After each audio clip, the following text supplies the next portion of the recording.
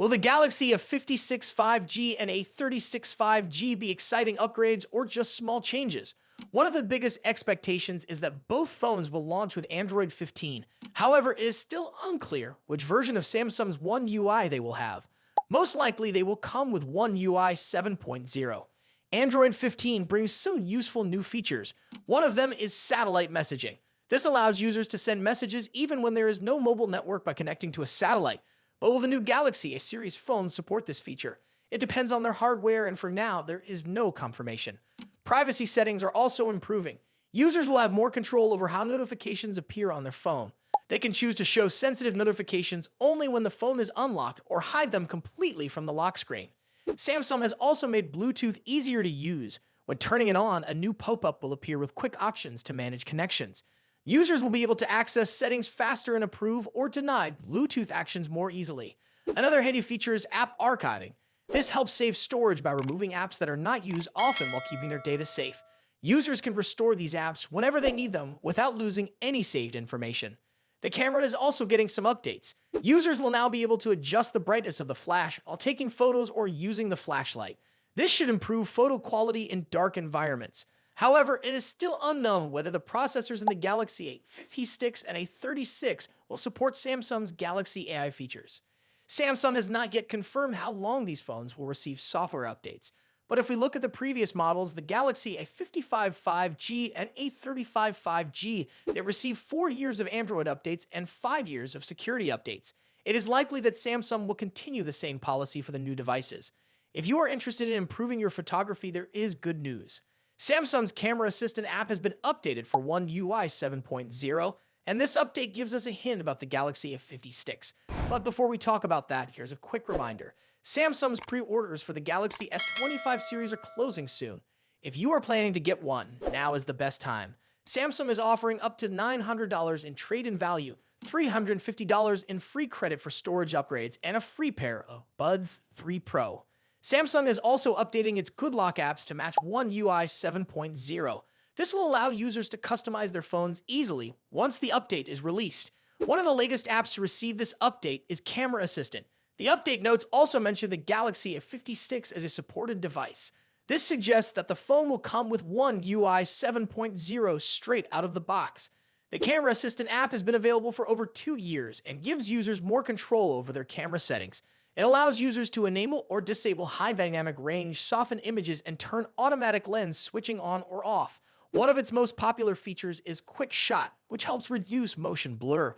This makes it easier to take clear pictures of fast-moving objects like pets, children, or cars. Right now, the new Camera Assistant update is only available for the Galaxy S25 series, which comes with One UI 7.0 pre-installed. Let us know your thoughts in the comments. And if you enjoyed this video, don't forget to like and subscribe for more updates on the latest tech trends. Thanks for watching, and we'll see you in the next one. Have you ever been using your Samsung phone only to have the screen suddenly go so dim you can barely see it? And no matter how much you squint or try to adjust the brightness, it feels impossible to fix, especially when you're outside. If that sounds familiar, you're not alone. This has been frustrating Samsung users for years, but now there's finally a solution. For a long time, Samsung Galaxy smartphones have had this problem. When the battery drops to 5%, the screen dims drastically. The idea behind this was simple, saving battery life, but the execution, not great. Instead of just lowering the brightness slightly, Samsung made the screen so dark that using the phone became a struggle. Imagine trying to reply to a message, check directions, or even just unlock your phone, and suddenly you can't see anything. The worst part? Fixing it wasn't easy. You had to swipe down and adjust the brightness slider manually. But how do you do that when you can barely see where to swipe? If you were outside in the sun, forget it. Your phone basically became unusable until you found some shade or got inside. But now, Samsung is finally addressing this issue with One UI 7, the latest version of its software based on Android 15. They've added a simple but much needed option, Auto Dim Screen. This new setting lets you disable the automatic screen dimming when your battery goes below 5%. That means no more struggling with a screen you can't see. To access this, just go to Settings greater than Battery, and you'll find the Auto Dim Screen option there. If you turn it off, your phone will keep its regular brightness even when the battery is low. It's a small change, but one that makes a huge difference for everyday users. At the moment, One UI 7 is rolling out on the Galaxy S25 and S24 series, but Samsung plans to expand it to more devices soon. If you're using a flagship phone, you can expect the update sometime in February. This is just one of many improvements coming with One UI 7. While it might seem like a minor tweak, it's these small quality of life changes that can make a big difference. After all, what's the point of having a powerful smartphone if it becomes useless when your battery is low? So what do you think? Have you ever struggled with this screen dimming issue? Let us know in the comments, and if you found this video helpful, don't forget to like, subscribe, and turn on notifications for more updates on Samsung and other tech news. Have you ever dropped your phone and wondered how tough it really is? Or maybe you've thought about replacing the battery yourself but weren't sure if it was even possible. Well, now that the Galaxy S25 Plus has started arriving in customers' hands, we have the first teardown video, and it reveals some key details about Samsung's latest flagship. A look inside the Galaxy S25 Plus. BKK Reviews has taken apart the Galaxy S25 Plus, showing us what's changed from last year's model. While Samsung has kept the design familiar, there are a few small but important upgrades, especially when it comes to repairability. One of the most noticeable changes is with the battery removal process. In the past, Samsung's batteries were difficult to take out because they were stuck in place with strong adhesive.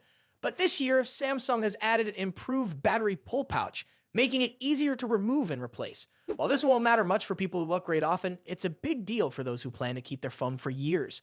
Disassembling the S25 Plus, the turndown starts with removing the SIM tray.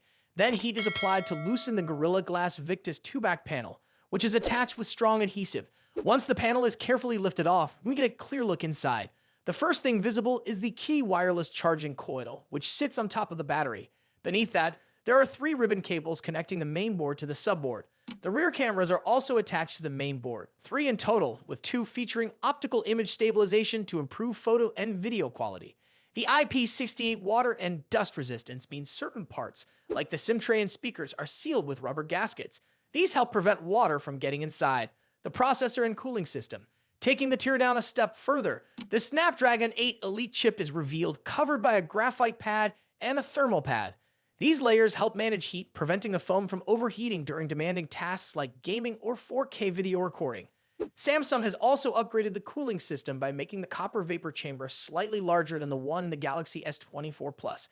This means the phone should stay cooler under heavy use, improving performance over time. Other internal components, the top earpiece speaker assembly houses not just the speaker, but also an antenna in the corner. Flipping over the main board reveals an ambient light sensor, a proximity sensor, and a microphone.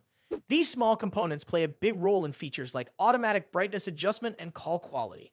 At the bottom of the phone, the subboard holds the USB Type-C charging port, the main microphone, and the SIM card slot. In some regions, the S25 Plus might also have an mmWave antenna for high-speed 5G connections.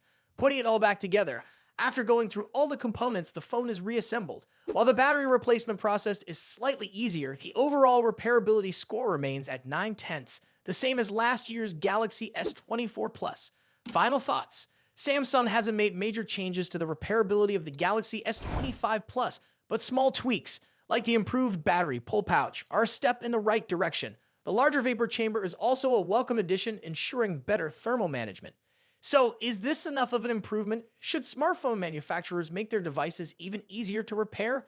Let us know your thoughts in the comments. And if you enjoyed this breakdown, make sure to like, subscribe, and turn on notifications for more tech updates.